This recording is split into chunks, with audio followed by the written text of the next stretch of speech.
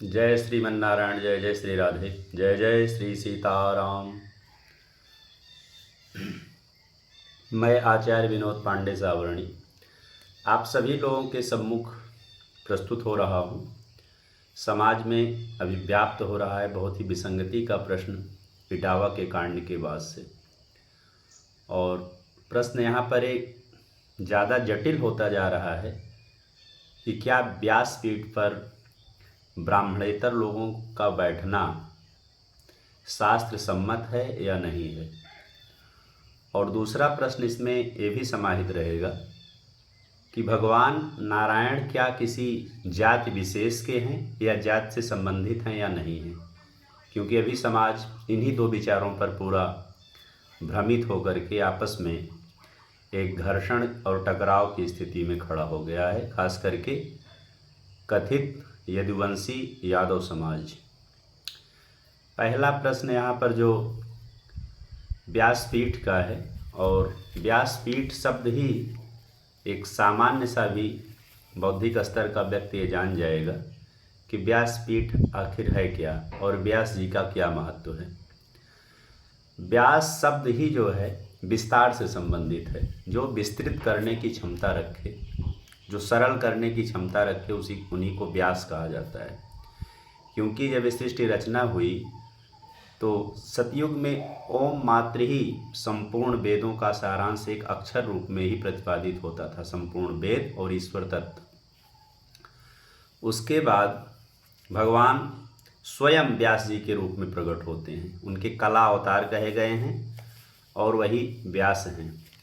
और दूसरी बात यह है, एक साथ साथ का प्रश्न, बड़े बड़े विचारक खास करके दो नाम इसमें मुख्य रूप से आते हैं, विकास दिव्य कीर्ति और एक जो कवि हैं, कवि कुलभूषण कहा जाता है उनको। व्यास जी की जाति संज्ञा में बांध रहे हैं कि व्यास जी तो शूद्र थे और मल्लाह की कन्या के गर्भ से उत्पन्न हुए थे, इसलिए वो शूद्र हैं। पहली बात तो यहाँ पर इन तीनों प्रश्न का डिटेल करने से पहले व्यास शब्द पे हम लोग थोड़ा सा प्रकाश डाल लेते हैं कि व्यास आखिर कहते किसको हैं और व्यास का कार्य क्या था। तो वेदत्रयी और चारों वेद अर्थात उन्हीं ओम का विस्तार करते हुए, सरलीकरण करते हुए व्यास जी ने 4 वेद ऋग यजुः साम और अथर्व का विस्तार किया, और उसके बाद पंचम पुराण के पंचम वेद के रूप में इतिहास पुराण महाभारत आदि की रचना की। वो भी पंचम वेद है, अर्थात वेद का ही वो विस्तृत रूप है और सरलतम रूप है। तो व्यास जी की उत्पत्ति के लिए कहा जाता है कि इस चतुर्युगी के तृतीय युग अर्थात द्वापर के अंत में हर चतुर्युगी में एक व्यास भगवान स्वयं कला अवतार के रूप में प्रकट होते हैं या उत्पन्न होते हैं या पैदा होते हैं, जैसा भी आप समझ लें। क्योंकि भागवत जी के प्रथम स्कंद के 4th अध्याय का जो 14वां श्लोक है स्पष्ट रूप से कहता है, द्वापरे समुन प्राप्ते तृतीये युग पर्यये जाता पराशराद्योगी वासव्याम कलया हरे। अर्थात इस वर्तमान चतुर्युगी के तीसरे युग अर्थात द्वापर युग में महर्षि पराशर जी के द्वारा वसु कन्या सत्यवती नाम की कन्या के गर्भ से व्यास जी का प्रादुर्भाव होता है, जो कि भगवान के कला अवतार हैं। और वही भगवान के जो कला अवतार हैं इस चतुर्वेद का विस्तार और पुराण आदि की रचना करते हैं, खास करके अष्टादश पुराण महाभारत महाकाव्य की रचना करते हैं। और किस लिए करते हैं कि जो जातियाँ अर्थात जो पतित ब्राह्मण हैं, स्त्री शूद्र आदि हैं, जो वेदों का सम्यक अर्थ और अध्ययन करने में असमर्थ हैं, और इस वेदत्रयी वेद चारों वेदों के सरलीकरण पुराण और महाभारत के माध्यम से उनको कर्म का बोध कैसे हो, अर्थात उनका क्या कर्म है, कैसे उनकी जीवनचर्या होनी चाहिए, इसका सरलतम रूप प्रतिपादित किया। अब यहाँ पर इस मिथक से बिल्कुल दूर हो जाना चाहिए कि व्यास जी शूद्र थे। अब इससे ज़्यादा निकृष्ट सोच और क्या हो सकती है कि आज का ये मूढ़ मनुष्य जो है ईश्वर और उन महर्षियों को भी अपने हिसाब से जातियों में निर्धारित कर रहा है कि कौन क्या थे। जिसको स्वयं अपने पिता के बारे में ना पता हो, अपने डीएनए के बारे में ना पता हो, अपने गोत्र के बारे में ना पता हो, अपने शिखा सूत्र शाखा के बारे में ना पता हो, वो अब चल पड़ा है ईश्वर और महर्षियों की जाति का विवेचन करने। अभी घोर कलयुग कह लिया जाए तो इसमें किसी प्रकार की अतिशयोक्ति नहीं होनी चाहिए। सूत जी के भी बारे में यही बात आती है कि सूत जी भी शूद्र थे। सूत का शब्द उन्होंने शूद्र से लगा लिया, अर्थात इनकी मूढ़ता भी इस तरह व्याप्त हो गई है कि सूत्र लिखने में जिस सा का उपयोग हम करते हैं और सूत लिखने में जिस सा का उपयोग करते हैं उसका भी विभेद होता खास करके, अर्थात अक्षर का भी ज्ञान होता है इनको, तो कम से कम उसका अर्थ का अनर्थ ना करते लोग।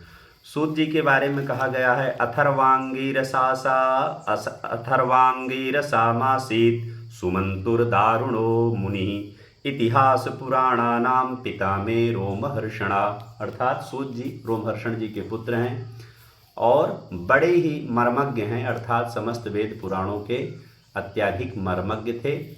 ज़्यादा से ज़्यादा कथाओं का गान सूत जी महाराज ने किया है। प्रश्नोत्तरी के विधि से बड़े बड़े ऋषि मुनि बैठते थे, सूत जी कथा का श्रवण कराते थे। तो ऐसे ही जातिगत जो ये ढांचा भी संविधान में खास करके बनाया गया है, इसी से संसार में बहुत बड़ा विक्षोभ उत्पन्न हो रहा है। ये संविधान किसी को कर्म बोध नहीं करा रहा है, केवल अधिकार बोध करा रहा है कि आपका क्या अधिकार है और आप कैसे अपने अधिकार को पाने के लिए गलत कर्म भी कर सकते हो, अपने दायित्वों का हनन करते हुए दूसरों के दायित्वों के अधिकारों का हनन कर लेना। अब ये संविधान बता रहा है। और व्यासपीठ पर जो बैठने की बात है तो पद्म पुराण अंतर्गत जो 6 अध्याय श्रीमद् भागवत महापुराण के महात्म्य में सन्निहित हैं, संलग्न हैं, उसी में वर्णन आया गया है विरक्तो वैष्णवो विप्रो, अर्थात तो विरक्त हो। पहली बात, विरक्तो वैष्णवो विप्रो वेद शास्त्र विशुद्धिकृत दृष्टांत कुशलो धीरो वक्ता कार्यो तिनिस्पृह। अब यहाँ पर सबसे पहली बात जो आ रही है इसमें विरक्त होना आ रहा है, अर्थात इस सांसारिक आसक्ति से वो विरक्त हो चुका हो, उसमें किसी प्रकार का लोभ मोह ईर्ष्या मद आदि ना व्याप्त हो, और वैष्णव हो अर्थात भगवान विष्णु तत्व को जानने समझने की जिज्ञासा तो रखता ही हो, कम से कम ना जानता हो पूर्ण रूप से। तो दूसरा विप्र हो अर्थात वेदों का समुचित गुरुदृष्टि और गुरु परंपरा से अध्ययन किया हो। फिर उसके बाद वेद शास्त्र विशुद्धिकृति, अर्थात वेद शास्त्र का अनुशीलन और आचरण करता हुआ स्वयं को अपने को शुद्ध भी किया हो।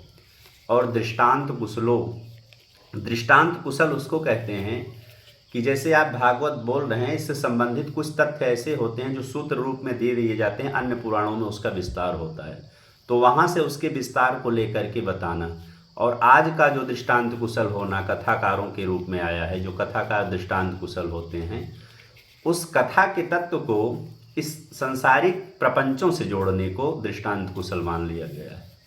ऐसे सिंपल एक कोई ना कोई उदाहरण उठा लेगा, मैं वहाँ गया तो ऐसा हो गया तो ऐसा हो गया, एक हमारे जजमान ऐसे हो गए तो ऐसे, मतलब उस कहानी को इस सांसारिक प्रपंच से जोड़ दे रहा है, उस कथा को सांसारिक प्रपंच से जोड़ दे रहा है, अर्थात उसको कहानी और कथा का भी बोध नहीं रह गया है कि कहानी क्या है कथा क्या है। वो कुछ भी मनोकल्पित बातों को कह देने को ही कथा मान बैठा है। ये इन चीज़ों की मूर्ता भी व्याप्त हो रही है।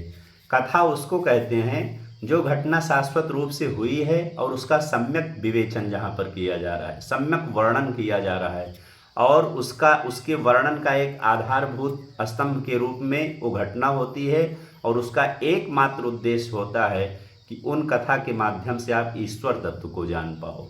इस सांसारिक प्रपंच को जानने के लिए कथा नहीं कही गई है, एक संसार में आसक्त होने के लिए कथा नहीं कही गई है, आपके काम मोह आदि को बढ़ाने के लिए कथा नहीं कही, इन सब से उपरत होने के लिए भगवान की कथा का श्रवण किया जाता है। आपका अपना धन का दंभ दिखाने के लिए कथा करना किसी प्रकार के धर्म की अभिवृद्धि नहीं करता है आपके। और दूसरी बात यह है कि आप अपनी विशिष्टता को दिखाते हैं, बड़े बड़े नेता मंत्री को बुला बुला करके भगवान की उपेक्षा करके उनके स्वागत में लगते हैं, ये सब किसी भी प्रकार में कथा के अंग में नहीं आता है। अब रही बात भगवान को जाति में बांधना, एक समाज वर्ग है, जैसे वो सोच रहा है कि क्षत्रिय भगवान राम सूर्य वंश में हुए तो केवल क्षत्रिय के ईश्वर हैं, और भगवान यदु एक राजा का नाम मात्र है, पूर्ण रूप से क्षत्रिय संज्ञक है, क्षत्रिय राजा थे वो, उन्हीं के वंश में भगवान प्रकट हुए हैं। पहली बात, भगवान प्रकट होते हैं और किसी गर्भ बंधन से उनका किसी प्रकार का कोई नहीं, भगवान शाश्वत हैं, अच्युत हैं, वो जैसा चाहें वैसा करते हैं और आपके अधीन और आपके विचार से भगवान नहीं चलते हैं। तो ईश्वर स्वतंत्र है, स्वतंत्र सत्ता ही ईश्वर है। जो सब कुछ करने में सामर्थ्यवान हो वही ईश्वर है। और जो लोग अभी उनको जातिगत ढांचे में स्वयं को विशिष्टता सिद्ध करने के लिए बता रहे हैं, एक प्रकार की मूढ़ता है और नष्ट होने का समय इन लोगों का आ चुका है, इसलिए इस प्रकार की मूढ़ता हुई है। और भगवान स्वयं श्रीमद् भागवत महापुराण में ऐसे ही दुराचारी कुकृत्य में संलग्न यदुवंशों का सर्वनाश स्वयं किया और कराया था। दूसरी बात यह है कि अभी जो कथित यादव हैं, अहीर हैं कि यादव हैं, क्या हैं, आभीर हैं कि स्वपच हैं, कुछ मुझे नहीं आइडिया है और मैं इस पे कहना भी नहीं चाहता हूँ। लेकिन जब ये स्वयं कह रहे हैं कि हम यदुवंशी हैं और भगवान कृष्ण के ही वंशानुक्रम में आते हैं, तो कम से कम इनको इतना बोध तो अवश्य हो जाना चाहिए कि अभी आज के परिवेश में जो भारत का भूमंडल विभाग है उसमें उत्तर प्रदेश नामक एक विशाल प्रदेश है, जिसमें इनके कथित नेता जो समाजवादी पार्टी से आते हैं, पूरा एक छत्र कम से कम 2-3-4 पंचवर्षीय इन्होंने यहाँ पर साम्राज्य किया। और भगवान श्री कृष्ण स्वयं साक्षात गो ब्राह्मण हिताय च नमो ब्रह्मण्य देवाय, भगवान श्री कृष्णचंद्र जी जो कि ईश्वर हैं, ना कि वो यादव हैं कि क्षत्रिय हैं कि वैश्य हैं कि शूद्र हैं, इस प्रकार की संज्ञा में ईश्वर को नहीं बांधा जा सकता है। तो भगवान स्वयं कहते नमो ब्रह्मण्य देवाय गो ब्राह्मण हिताय च जगद हिताय कृष्णाय गोविंदाय नमो नमः। भगवान ब्रह्मण्य हैं, अर्थात जो इस ब्रह्मा की बनाई हुई सृष्टि में उनके नियम के अनुसार अपने अपने कर्म आचरण को करता है, ऐसे व्यक्ति को भगवान बहुत अधिक प्रेम करते हैं। उसमें विप्र या ब्राह्मण की इस बात आई है कि भगवान ब्रह्मण्य हैं, अर्थात उस ब्रह्म के विचार को प्रतिपादित कराने वाला वर्ग जो ब्राह्मण है वो भगवान को बहुत ही प्रिय है। और भगवान का प्राकट्य किस लिए होता है? गो ब्राह्मण हिताय च, गौ और ब्राह्मणों की रक्षा के लिए। क्योंकि ईश्वर जानते हैं, आप जानो या ना जानो इससे नहीं मतलब है, ईश्वर जानते हैं कि इस सृष्टि और प्रकृति का अस्तित्व तब तक है जब तक इस धरा पर ब्राह्मण और गौ संरक्षित है। तो मैं वहाँ पर पहुँचता हूँ कि इतने बड़े राज्य के मुखिया होते हुए क्या एक कृष्ण भगवान के जो वंशानुक्रम हैं, यादव कथित यादव लोग हैं, कभी गौओं की संरक्षा के लिए भी कुछ सोचा इन्होंने? खुलेआम गौएं कटती हैं, अब भी कट रही हैं, ऐसा नहीं, मैं नहीं कह रहा हूँ कि नहीं कट रही हैं, उनकी तस्करी नहीं हो रही, इन लोगों ने पूर्ण रूप से बंद कर दिया है, लेकिन कथित ही सही इनका कुछ प्रयास तो अवश्य हो रहा है। बेशक वो सफल हो पा रहा है, नहीं हो पा रहा है, लेकिन यादवों ने जो अभी यादव कह उनका तो मुख्य ही हो गया था कि गौओं का शोषण करना, गौओं का व्यापार करना, गौओं के बच्चों को बछड़ों को मार करके दूध बेच लेना, ये सारी व्यवस्था सबसे ज़्यादा उपयोग कौन कर रहा है? यही जो अपने को स्वयं भगवान श्री कृष्ण बता रहे हैं वही कर रहे हैं। इतने ही बड़े आप गौ भक्त होते, ब्रह्मण्य होते, भगवान श्री कृष्ण आपको मान भी लिया जाए तो आपका कहीं कर्म भी तो दिखना चाहिए ना, कि आपने गौओं की रक्षा के लिए क्या उपाय किए, क्या प्रयत्न किए। नाना प्रकार की तस्करी इसी यूपी से हुई, बछड़े ऐसे खुलेआम कटते थे, कहीं एक बछड़ा नहीं दिखता था। आज किसी प्रकार चलो 2 साल 5 साल 10 साल मर तो रहे ही हैं, कट तो रहे ही हैं, इसमें नहीं कह रहा हूँ कि कोई बहुत अच्छा है, लेकिन फिर भी कुछ तो अपना जीवन झेल रहे हैं, देख रहे हैं जीवन। और एक ज़माना ऐसा था कोई बछड़ा ही नहीं दिखता था इस पृथ्वी पर, इतनी सटीक तस्करी हो जाती थी और आके घर से ले जाते थे, चलिए बेचदार के, कोई यादव बन के आ गया, कोई पंडित बन के आ गया, कोई छत्री बन के आ गया, ले गया और सबके सब कट जाते थे। तो कहने का ऐसा ये हुआ है कि आप ईश्वर की बनाई हुई जाति और मर्यादा में रहते हैं। ईश्वर को जाति में आपकी बांधने का औकात या हैसियत नहीं है, सामर्थ्य नहीं है। ईश्वर एक निष्प्रिय और एक ऐसी पराशक्ति है जिसके अधीन संपूर्ण संसार व्याप्त है। और ब्राह्मणों ने तो कभी ऐसा कुछ नहीं किया कि भगवान सूर्य क्षत्रिय वंश से तो मैं उनका क्यों पूजन करूं, भगवान कृष्ण यादव थे, यदु के वंशज थे, तो मैं उनका क्यों पूजन करूं, वो भी क्षत्रिय हैं। परशुराम, वामन इत्यादि नाना प्रकार के अवतार हुए, 24 अवतार हुए, 10 अवतार हुए मुख्य रूप से, लेकिन इसीलिए भगवान को ब्राह्मण बहुत प्रिय है, क्योंकि इन सबसे परे होकर के वो सनातन काल से भगवान की आराधना, अर्चन, वंदन, पूजन ईश्वर के रूप में कर रहा है। और आपकी मूर्खता इसलिए व्याप्त हो गई, अब कहना नहीं सही, इसीलिए आपको शूद्रत्व कहा जाता है। शूद्र इसी संज्ञा को कहा जाता है जो स्वयं अपने स्वार्थ का ध्यान रखता है, अपने हित का ध्यान रखता है, वही शूद्र है। संपूर्ण सृष्टि को अपने हिसाब से भोग करने की जिसकी उत्कंठा हो जाए, और उसमें इतना ज़्यादा चिंतन हो जाए कि दूसरे का स्वार्थ भी नष्ट करने लगे, सुख समृद्धि नष्ट करने लगे, उसी को शूद्र कहते हैं। तो मुझे तो लग रहा है आप लोग परा शूद्र हो, किसी प्रकार की क्षत्रित्व का गुण और वैष्णव का गुण आपके अंदर आ नहीं रहा है। इन सब चीज़ों से मुक्त होइए। और हिंदू समाज सनातन समाज है, सबके कर्म का एक बोध है, उस कर्म को करते हुए भगवान का चिंतन करने का सबको अधिकार है। भजन कीर्तन सब कुछ आप कर सकते हो, लेकिन ईश्वर तत्व की जहाँ पर व्याख्या करने की बात आई है, जब तक आप ईश्वर तत्व को स्वयं जानते नहीं तो व्याख्या करने के लिए उस व्यासपीठ पर आप कैसे विराजमान हो सकते हो। निश्चित रूप से इसमें यही एक, और विराजमान होना आज के परिप्रेक्ष्य में क्यों चाह रहा है कोई, सीधी सी बात है कि यहाँ पर ठगने का मौका सबको अधिक मिल रहा है, पब्लिक को मूढ़ बनाने का, जनता को, भक्तों को मूढ़ बनाने का मौका इस छद्म देश में बगुले हंस बन करके बैठ रहे हैं। और किस लिए बैठ रहे हैं कि धन रूपी अधिक से अधिक मोती चुगने को यहाँ पर मिल रही है। और ऐसा नहीं है कि कोई विरक्त हो गया, बड़ी बड़ी भक्ति उसकी जागृत हो गई है और भगवान के कीर्तन के अलावा उसको कुछ नहीं सूझ रहा है, ऐसा कदापि नहीं है। कुछ विशिष्ट संत हैं, विद्वान हैं, निष्प्रिय हैं, जो ऐसा कर रहे हैं। निश्चित रूप से उनके चरण वंदनीय है, उनकी वाणी श्रवणीय है और उनका अनुकरण करना चाहिए। लेकिन जो ठग टहल रहे हैं, काग जो हैं हंस का वेश धारण कर करके, मांस भोजी, मदिरा सेवी और गौओं का हनन करने वाले, इन लोगों से समाज को दूर रहना चाहिए, अन्यथा समाज इस प्रकार नष्ट हो जाएगा। और बड़ी, जहाँ तक मैं चिंतन करता हूँ, ये सारे विचार केवल मात्र इसलिए दौड़ाए जा रहे हैं कि इनको नष्ट करके इसमें इस्लामिक स्ट्रेटजी कैसे व्याप्त कर दिया जाए, केवल एक मात्र है। और इसका जो मुख्य जो इसमें अवयव बन के आ रहा है और राजनीतिक पार्टियां, खास करके ऐसी राजनीतिक पार्टियां जो प्रत्यक्ष और परोक्ष दोनों रूप से इस्लाम को बढ़ावा देने के लिए तत्पर हैं। जय श्रीमन नारायण, जय श्री राधे।